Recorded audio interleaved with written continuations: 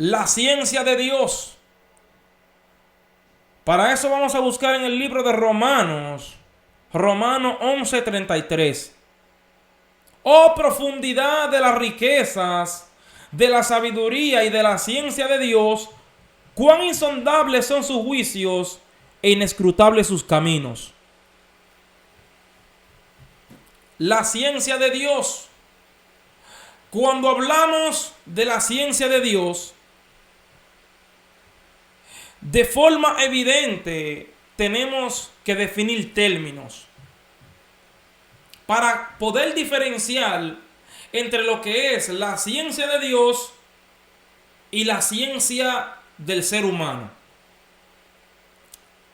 Cuando hablamos de la ciencia del hombre, estamos hablando de un conjunto de conocimiento de una determinada materia basada en casos hipotéticos. Durante toda la historia de la humanidad, los científicos y la ciencia han venido haciendo descubrimientos increíbles. Pero cuando hablamos de la ciencia de Dios, estamos hablando de un alto grado de conocimiento que va más allá de la comprensión de la mente humana. Cuando hablamos de la ciencia de Dios, estamos hablando de un alto grado de conocimiento infinito. La Biblia nos revela claramente y nos da a entender de forma clara y de forma evidente. Y aquí toma lugar lo que es el libro de Romanos, Romanos 11:33. Cuando este verso, Romanos 11:33, tomando la parte que dice que sus juicios son insondables e inescrutables sus caminos. Y cuando hablamos de la palabra insondable, estamos hablando que los juicios de Dios son tan profundos, que eso es esa es la connotación positiva que tiene, o ese es el significado positivo que tiene la palabra insondable, que es tan profundo que no tiene fondo, que los juicios de Dios son tan profundos que no tienen, que son tan profundos que no tienen fondo, que no se pueden escudriñar, que no se pueden entender. Son tan profundos que no hay el entendimiento que alcance a entender la profundidad de un juicio de Dios. Cuando hablamos de la palabra que sus caminos son inescrutables, que son tan enigmáticos y tan extraños, que no se pueden investigar o que no se pueden comprender. Entonces, cuando hablamos sobre toda esta maravilla, podemos entender que toma lugar lo que es la ciencia de Dios. Porque aunque el ser humano como tal no entienda lo que es la ciencia de Dios, pero en el entendimiento de Dios, Dios sí entiende. ¿Por qué ejecuta un juicio? ¿Por qué o qué hace o de qué manera se mueve? ¿Por qué? Porque esos son sus caminos. Ahora, cuando hablamos de la ciencia de Dios, tenemos que entender nosotros como seres humanos de que nosotros conocemos el carácter de Dios. Nosotros conocemos que Dios es amoroso. Nosotros conocemos que Dios es misericordioso. Nosotros conocemos que Dios es amable y que Dios es bondadoso. Y nosotros conocemos que Dios es fuego consumidor. Y nosotros conocemos que Dios no dará por inocente al culpable. Y podemos conocer todas esas características de Dios, pero nunca llegaremos a entender ni en el cielo, ni en la tierra, ni debajo de la tierra. Nunca nadie podrá entender la magnitud del poder de Dios, la magnitud de la ciencia de Dios. Y cuando hablamos de la ciencia de Dios, creo que los que saben claramente que en el idioma original de la Biblia, uno de los idiomas en el cual se escribió la Biblia, fue en el griego koiné.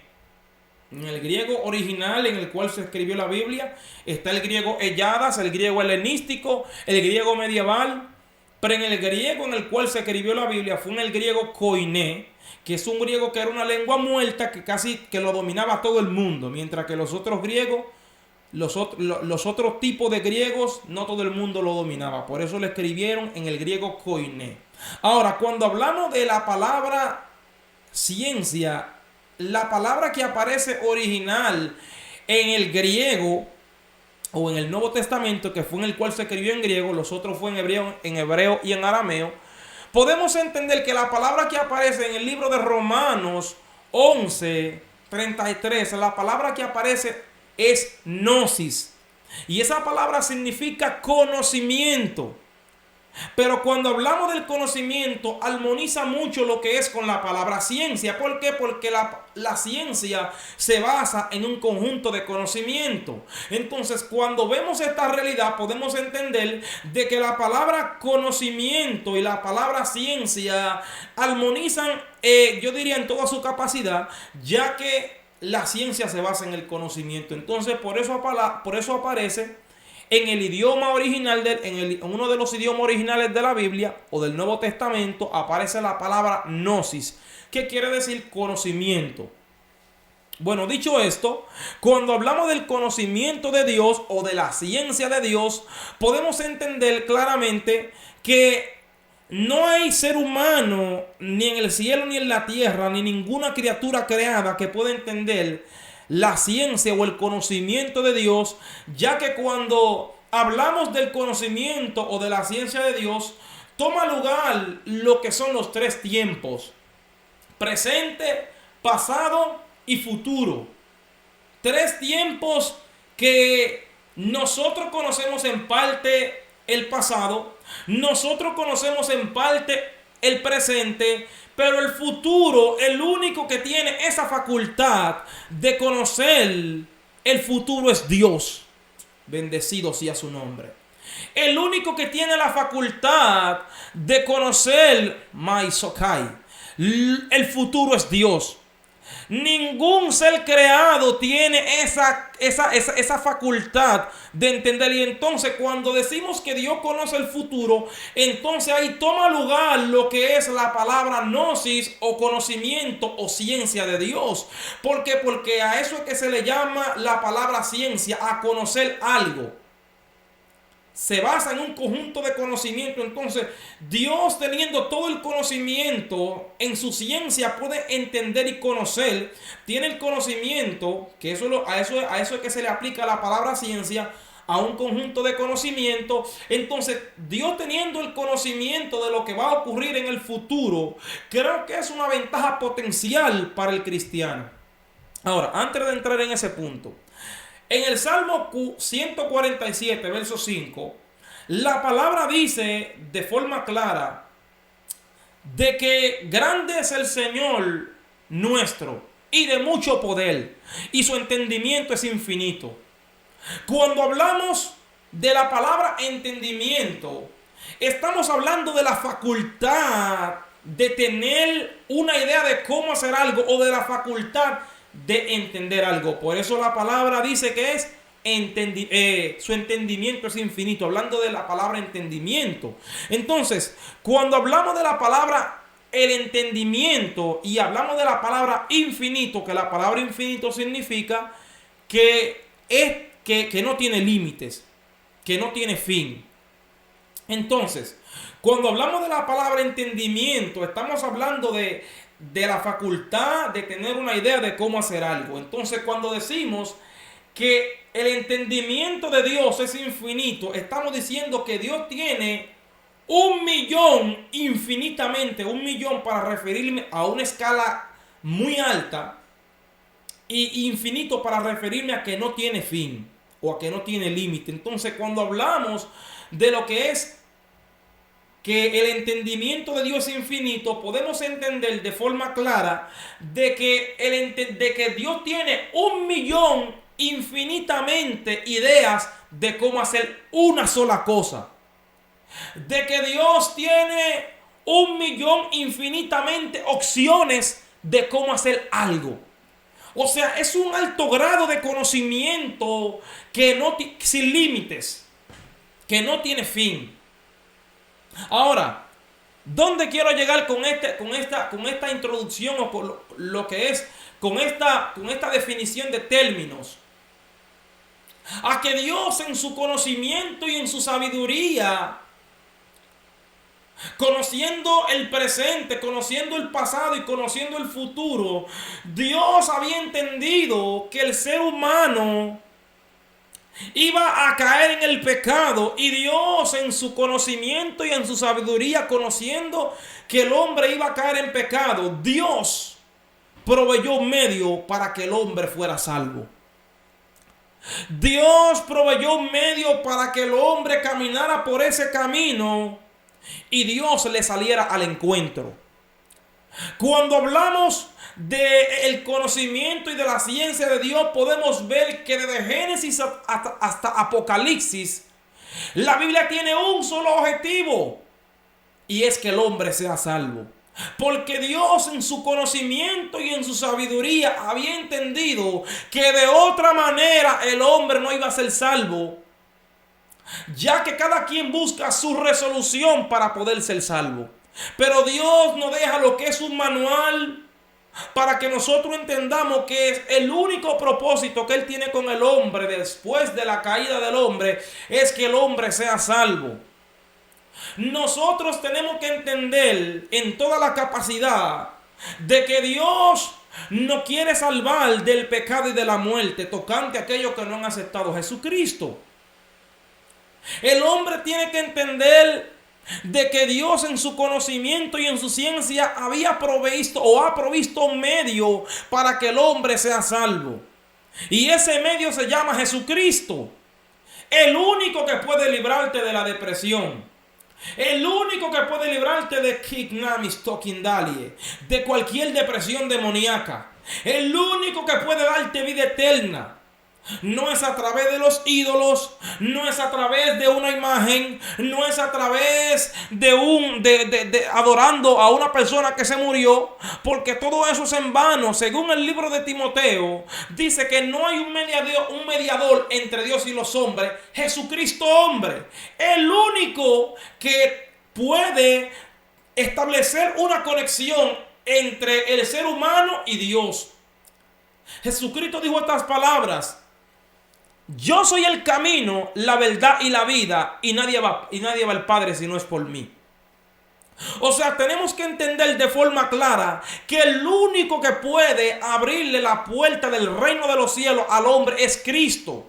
Por eso Él pagó un precio horripilante en la cruz del Calvario para que el hombre fuera salvo. Entonces, cuando vemos toda esta maravilla, podemos entender de que Dios en su ciencia, en su sabiduría, había entendido que el único que llenaba los requisitos para poder hacer ese sacrificio perfecto era Cristo. Que Dios buscó entre los hombres y no halló a uno justo. Y el único que llenaba todas las cualidades que Dios exigía tocante al sacrificio perfecto era Cristo. Y por eso envió a su Hijo. ¿Para qué? Para darnos vida eterna. Para compartir un reino hermoso y glorioso como el reino de los cielos. Para darle gozo y paz al hombre y librar al hombre de todas sus aflicciones y de toda su depresión y de toda la obra de maldad que Satanás ha planeado para destruir al hombre. De que en el evangelio hay prueba, hasta en el mundo hay prueba. Gente que no son cristianos y le vienen unas pruebas horripilantes y no son cristianos. Pero Cristo aquí no ayuda, pero a Cristo aquí no fortalece. Y la palabra dice: está siempre gozoso. Mi paz os doy, la paz os dejo, y yo no la doy como el mundo la da. No se turbe vuestros corazones, ni tengan miedo. Cristo dijo: en el mundo tendréis aflicciones, pero confiad, yo he vencido el mundo. Y dijo anterior a esa frase: esta cosa os he dicho para que en mí tengáis paz. O sea, cuando hablamos del evangelio de la paz. Que aunque venga lo que venga, nosotros tenemos paz en Cristo Jesús. Y yo hablando de mi persona, soy un testigo ocular, o diría un testigo notorio de lo que es pasar un momento difícil en paz. Que han venido momentos a la vida de mi persona difíciles, pero cuando nos hemos anclado en Cristo, hemos sentido esa paz y ese gozo, y aún los problemas están ahí, y hemos continuado en paz y en gozo.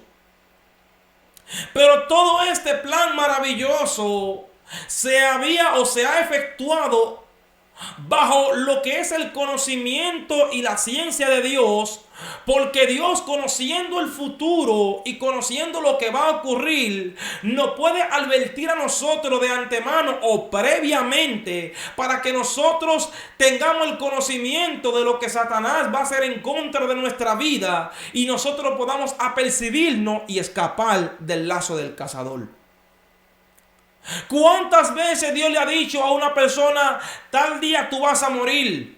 Como le dijo al rey Ezequías, ordena tu casa que vas a morir, bendecido sea su nombre, mi alma te adora, Jesús. Ordena tu casa que vas a morir.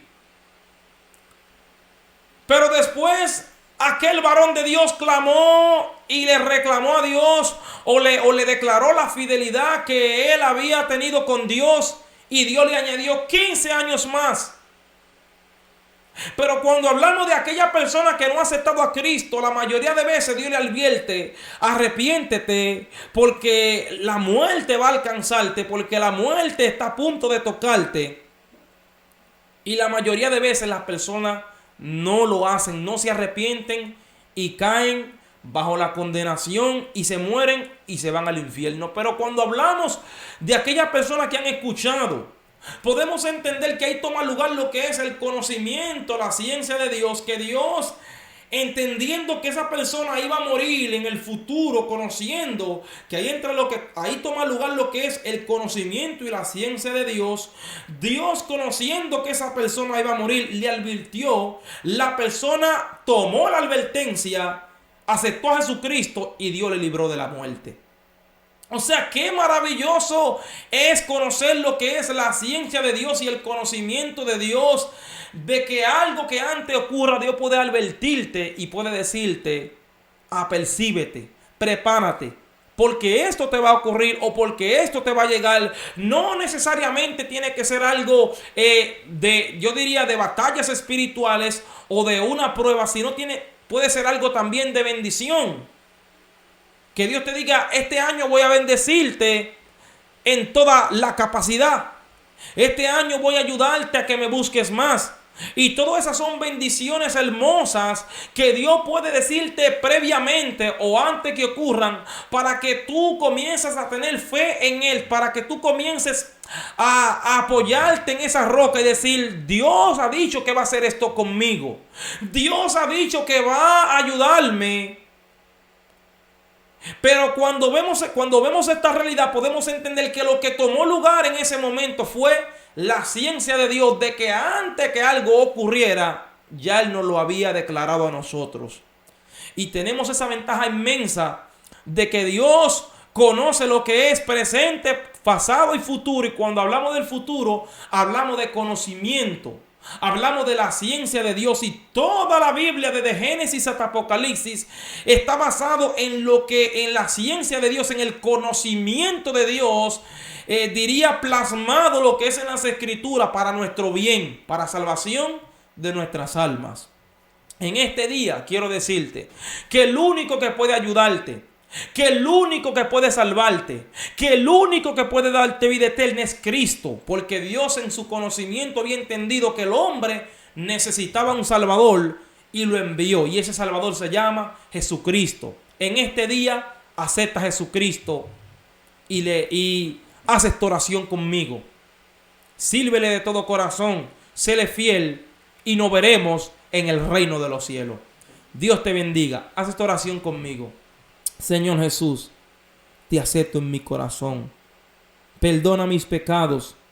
Inscribe mi nombre en el libro de la vida y ayúdame a permanecer hasta el fin. Amén. Dios te bendiga.